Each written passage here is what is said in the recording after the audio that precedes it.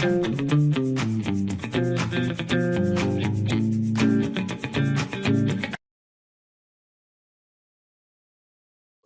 Hospital की जो capacity है इस वक्त क्या है, और आपका एक्सपेंशन का क्या प्लान है, और मजीद किन शहरों में आप ऑपरेट कर रहे हैं और करने जा रहे हैं? देखिए, जब हम शुरू कर रहे थे तो लोगों का ख्याल ये था कि ये नहीं बनेगा, अच्छा, नहीं चलेगा।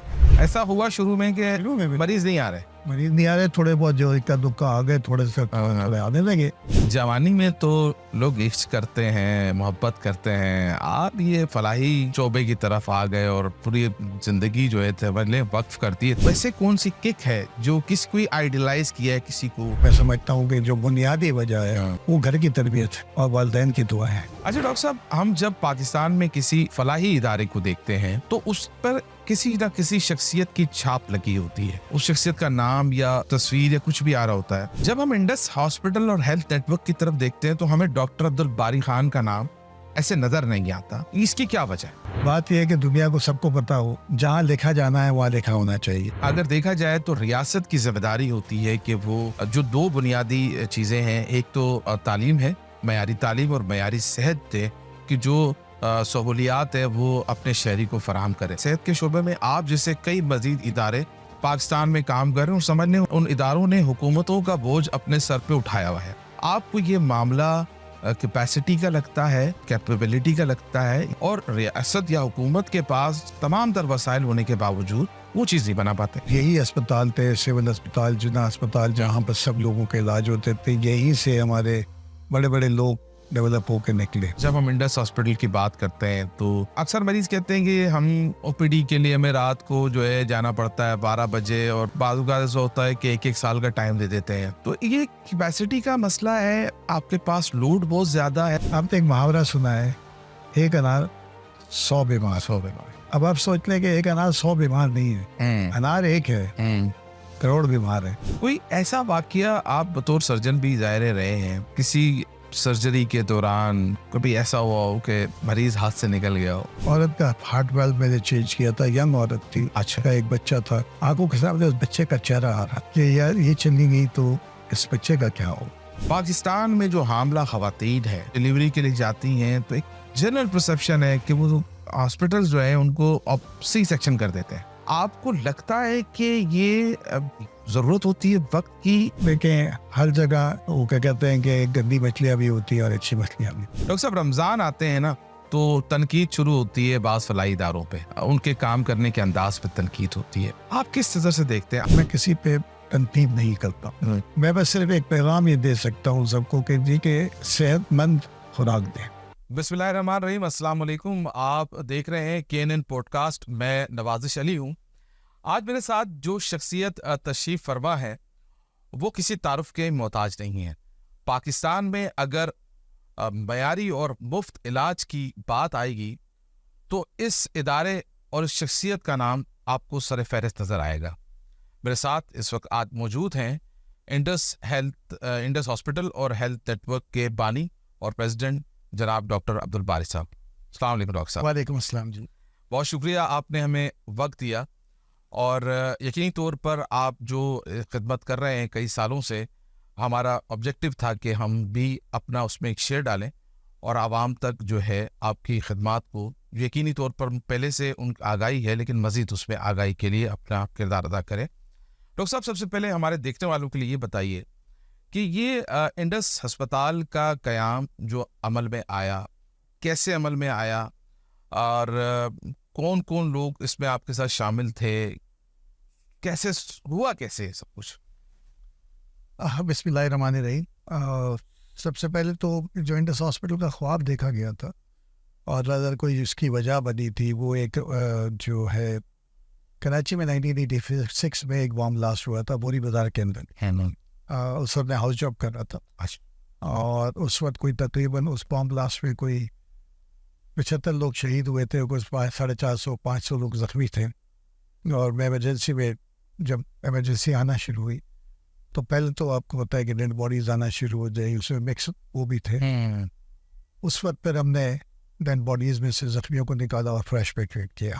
सिविल हॉस्पिटल उस ज़माने का सिविल हॉस्पिटल बहुत बुरे हालात में होता था, इमरजेंसी भी छोटी सी थी, لیکن ایک چیز اس وقت ایک بہت اچھی چیز نظر آئی کہ ایمرجنسی کے باہر میلوں لمبی لائن تھی لوگوں کی جو خون دینے کے لیے انتظار کر رہے تھے.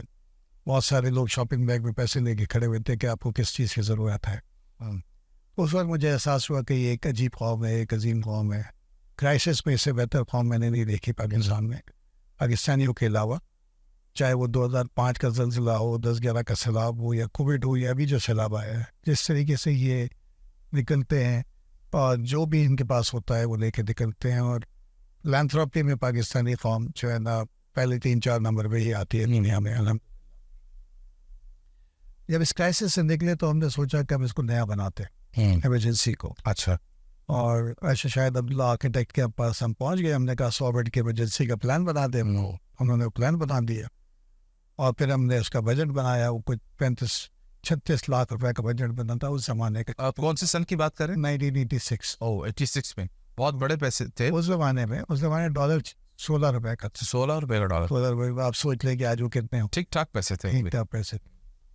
اور پھر ہم نے کام شروع کر دیا اور پیسے آنا شروع ہوئے. پھر تھوڑی سی تکلیف ہونا شروع ہو گئی کہ نہیں آ رہے. تو ایک آئیڈیا کریٹ ہو گیا کیوں نہیں ہم اسکول کے بچوں کے پاس چلتے ہیں. اچھا. اور ہم نے پہلی دفعہ اسکول کے بچوں کو ہم نے اپروچ کیا اور ان کو منی باکسز دیے. وہاں ہم نے پریزنٹیشن دی. کچھ سلائڈز وہاں کی مل گئی تھی. پریزنٹیشن دیا اور ان کو بولا کہ ہماری ہیلپ کریں. اور آپ یقین کریں کہ جی کہ 36 لاکھ میں سے 24 لاکھ روپے ان بچوں نے جمع کی. اچھا. 3 لاکھ روپے روزگاری. یہ آپ 1986 کی بات ہے. 87 کی بات کرتے ہیں. تو اس میں سے 3 لاکھ روپے کوائنس کی صورت میں تھے. 5 پیسے, 10 پیسے, 4 آنے, 8 آنے. 1 روپیہ واز بگیسٹ کوائن. تو جب لیکن اس دوران PWD نے بڑا تنگ کیا تھا. بہت روڈیں اٹکائے. تو اناگریشن سے 1 رات پہلے جب بورڈ لگ رہا تھا تو میں نے اپنے ساتھیوں کو کہا کہ اللہ تعالیٰ نے موقع دیا تو انشاءاللہ ایک دن ہم ایک ایسا ہسپتال بنائیں گے جو کوالٹی کیئر کرے گا, فری آف کاسٹ ہوگا اور بیوروکریسی نہیں ہو. اچھا. یہ خواب 1987 میں دیکھا گیا جو شرمندہ تعبیر ہوا 2007 میں. بہت طویل سفر تھا پھر. تو یہ طویل سفر تھا. اس سے پہلے کا بھی سفر ہے. اچھا. ایز اے اسٹوڈنٹ میں ڈا میڈیکل کالج میں داخل ہوا تھا. تو سول اسپتال کے جیسے میں نے حالات بتائے تھے کہ بہت برے حالات ہوتے تھے. تو وہاں غریب ترین لوگ آیا کرتے تھے انٹیریئرز آف پاکستان سے, انٹیریئر سے. تو ہر مریض کوئی کہانی لے کر آتا. کوئی اپنی بکری بیچ کے آیا, بھینس بیچ کے آیا, کوئی اپنا گھر بیچ کے آتا تھا. بہت ساری جوان اولاد کے لیے والدین کو یہ کہتے سنا, دعا کرتے سنا کہ اللہ اس کو اٹھا لے, کیونکہ یہ سودا برا نہیں ہے کہ ایک کو جانے دے اور 8 کو گھر میں 8 تو کم سے کم کروانے کا. تو بس وہاں تو ڈا میڈیکل کالج کے اسٹوڈنٹس سے ایک آرگنائزیشن بنائی, پیشنٹ ویلفیئر ایسوسیشن سے, جو غریب مریضوں کے لیے دوائیاں دیتی تھی. میں بھی اس میں جوائن کر لیا.